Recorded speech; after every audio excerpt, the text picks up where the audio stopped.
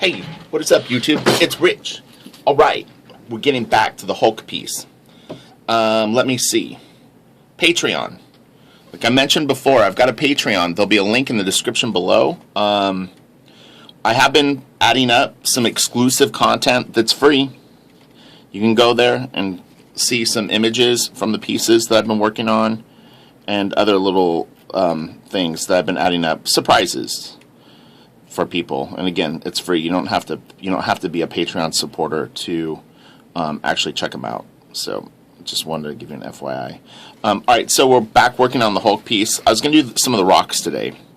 So I'm using a Hunt 102 QUILL. I'll also have links in the description below of pertinent videos that if this is your first time like kind of watching one of my videos, you can get an idea of the tools that I'm using, some of the thought process behind it. It's hard to recap every single video.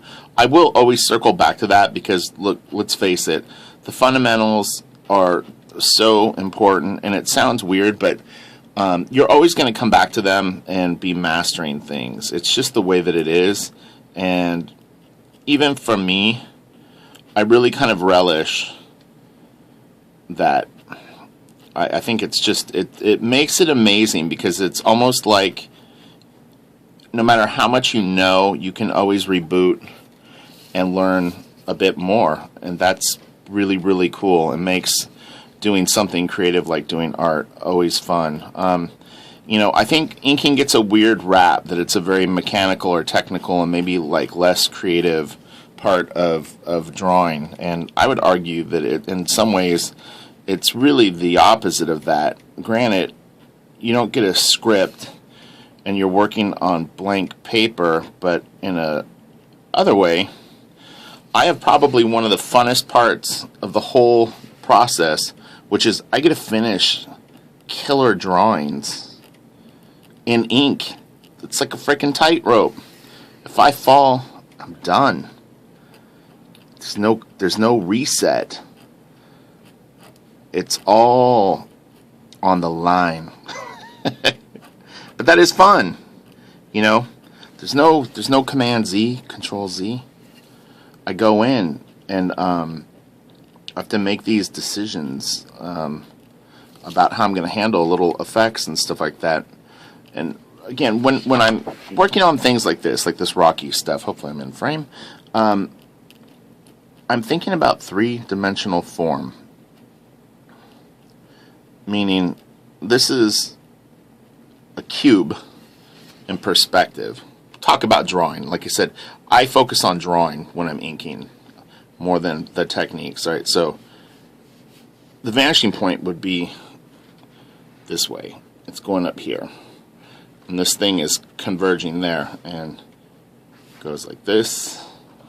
And it's got a little bit of a, it's almost like a three-point perspective. He's pulling it a little bit this way. So it's actually like this rock has a vanishing point that's moving down this way as these lines are all going to a vanishing point approximately there. And each one of these rocks could have a slightly different vanishing point. That's something I'll get into later. The reason that I'm hopping into inking videos is I think that a majority of people that know my work are going to know me as an inker right off the bat, if they know my stuff at all. I don't assume that anyone that's coming to my YouTube channel knows who I am, and I don't promote this stuff very much in all my comic channels. So my YouTube following, for the most part, is really people that have found me on YouTube, and I take a lot of pride in that, because I really worked hard to earn my 4,000 subscribers. You know, granted, I mean, there's some really cool stuff that I've shared along the way, and I would really suggest pour through the channel a little bit and check out all the videos, because I have, there's videos that I do called Journey of 1,000 Miles, and I think at one point I had called it like a vlog.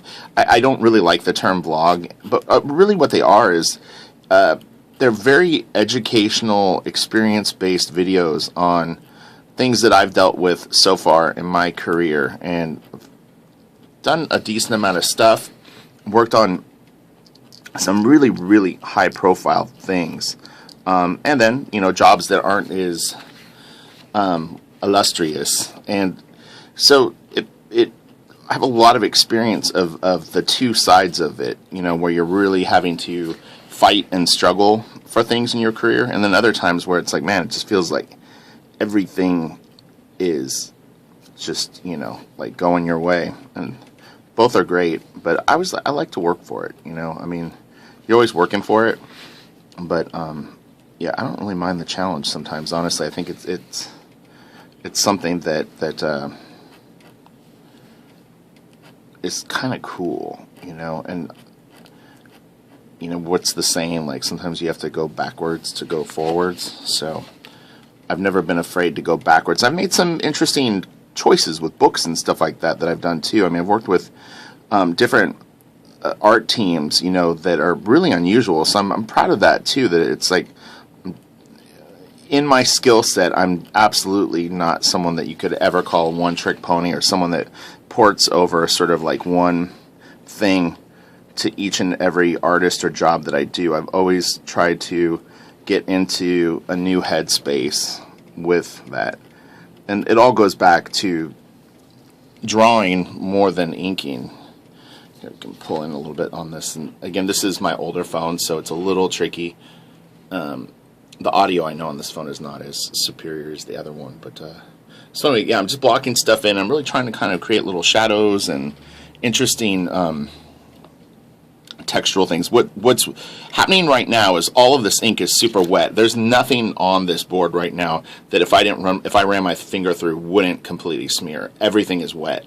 A Hunt 102 lays down quite a bit of ink. It almost tattoos it into the paper texture. So what this is a very, very sharp metal blade. And as I'm drawing lines, it's basically tearing the paper and it's implanting the ink into the paper.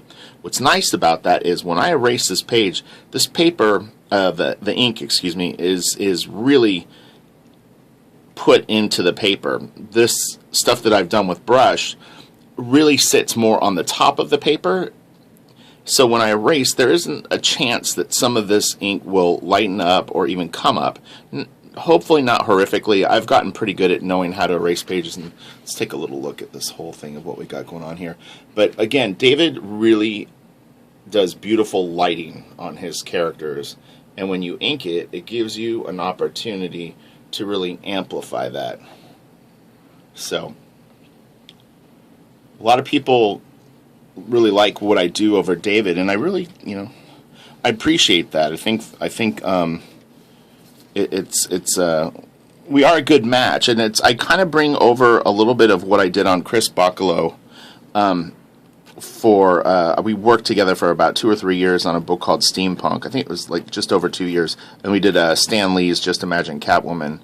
James, he brought that up last night, or we were talking about last night.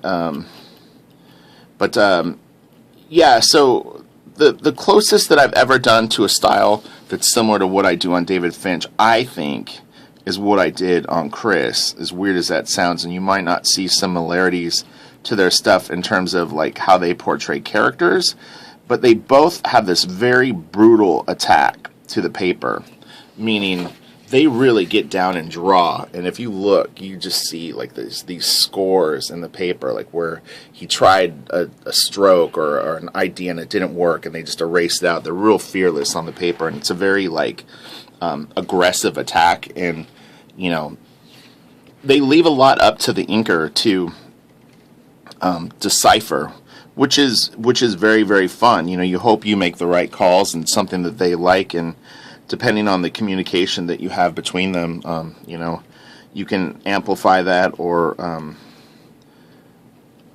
not, I guess, you know, depending on just, you know, who the person is. So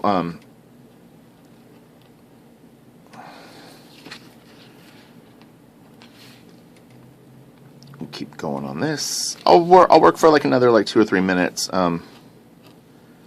Again, you know, check out the other videos that I'm going to have in the description below. I'm going to try and move today to see if I can actually put links that pop up in the last 15 seconds of this video like they're almost like implanted into the video. We'll see if it works. I'm not sure how I do it, but I wanted to attempt that where you could just immediately click on a link on the final sort of frames of this video to go right to them.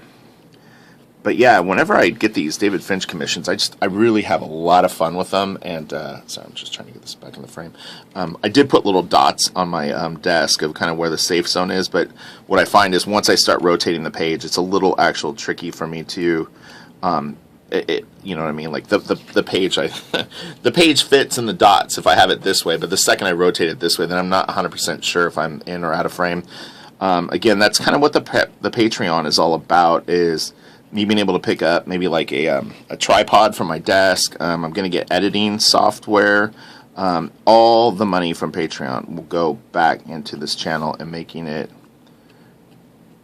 be as awesome as I can possibly make it.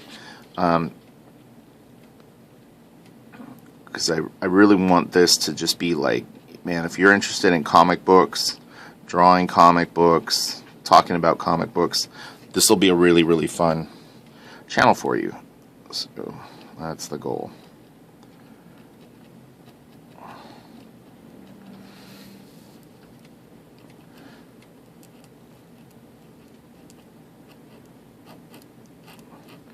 I'm going to take the brush and actually just kind of go in and do a little bit of black on this piece, and then I think we'll call it a wrap for now.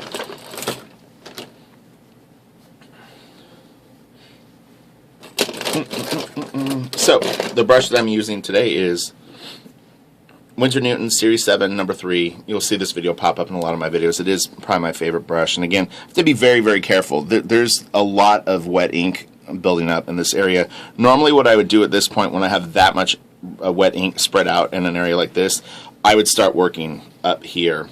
So, you know, like you figure down here is where it's all wet. I would start working up here for like 10 minutes, and then when I would come back down here, I would be safe. But because we're doing a video, you know, I'm just kind of plowing through, which is risky a little bit, but it's okay.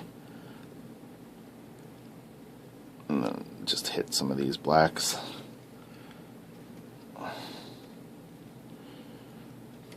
And again, I'm not like slavishly copying exactly what is in the pencils for this piece. This is a commission.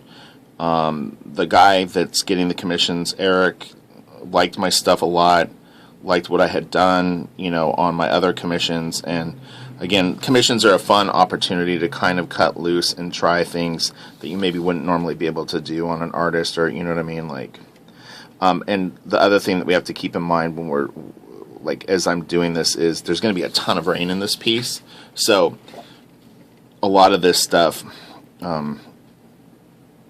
is going to be rainified, which is going to look super duper cool. It's gonna be really, really fun to see it all come together. I think I still am not 100% sure how dark I'm gonna take the rain, but we will see, yo.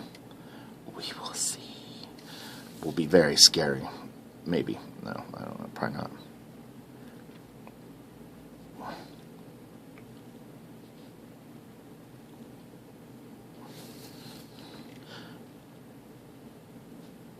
Okay, so you get an idea. Again, I'm kind of drawing with the side of the brush.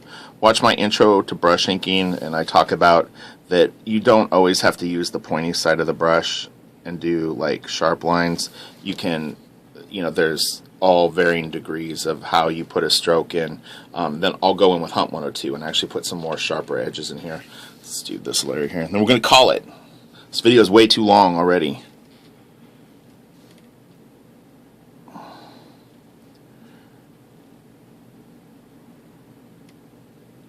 Okay, smash the like. Go check out the Patreon page, I'm telling you. And what else? If you haven't subscribed yet, please do. I will be back with more videos very soon. Tomorrow, in fact. Okay, thank you for tuning in. Let me turn this around so you can check it out.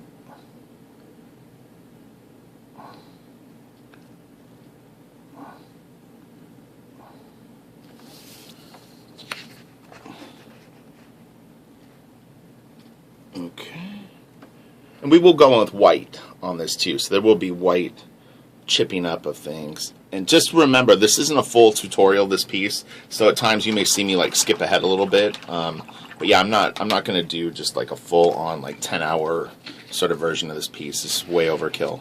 Okay, all right, thanks for tuning in. Bye.